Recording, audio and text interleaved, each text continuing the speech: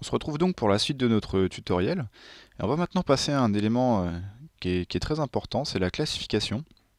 En fait, c'est vraiment le menu qui va vous permettre de définir dans quel rayon, catégorie vous catégorisez vos produits en fait. Et c'est très important. C'est très important parce que plus tard, quand vous ferez des analyses, quelles qu'elles soient, hein, que ce soit des analyses de stock ou des analyses de vente par exemple, vous allez pouvoir trier ou filtrer le résultat en fonction de ces catégories. Donc, par exemple, si vous souhaitez avoir plus tard une analyse de stock, mais uniquement sur telle ou telle catégorie, mais uniquement sur la famille Intel, vous pourrez le faire. Mais pour ça, ça demande donc de bien réfléchir sa classification et de bien l'adapter en fonction des produits que vous vendez. Et surtout, si j'ai un conseil à vous donner, de rester le plus synthétique possible, c'est-à-dire ne pas trop rentrer dans le détail dans les catégories que vous faites, ça sert à rien. Par expérience, je sais que les utilisateurs qui créent des classifications trop complexes et qui rentrent trop dans le détail, de toute façon, finissent par revenir en arrière et pour les modifier et passer à quelque chose de plus simple. Donc voilà, autant faire quelque chose de simple immédiatement. Je vais créer moi-même des rayons catégorie famille hein, pour que vous compreniez le fonctionnement, sachant que c'est quand même relativement simple. Pour illustrer le tuto, moi je vais imaginer que j'ai une société de vente de produits de décoration pour la maison, etc. Voilà, évidemment, il faudra adapter mes propos à votre société. De toute façon, c'est vous qui connaissez vos produits et qui pourrez créer les catégories en fonction de ce que vous vendez. Donc voilà. Donc moi, je vais commencer par le rayon.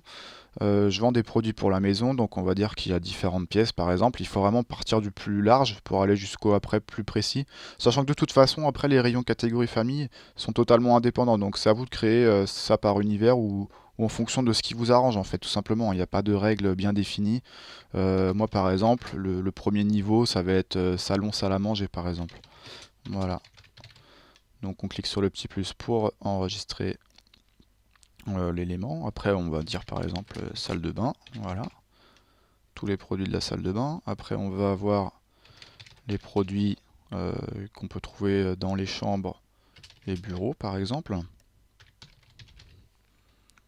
Voilà. Après, on va dire qu'il y a aussi les produits de la cuisine. Hop. Voilà, ça c'est un premier niveau voilà, qui est bien, voilà, qui est réfléchi de façon large. De plus, si plus tard vous avez envie de venir modifier les éléments, il n'y a pas de souci, vous faites le petit crayon, vous pourrez remplacer le nom si vous souhaitez le changer, sachant que ça ira le modifier sur tous les produits qui ont été enregistrés sous cet élément-là, donc c'est pratique.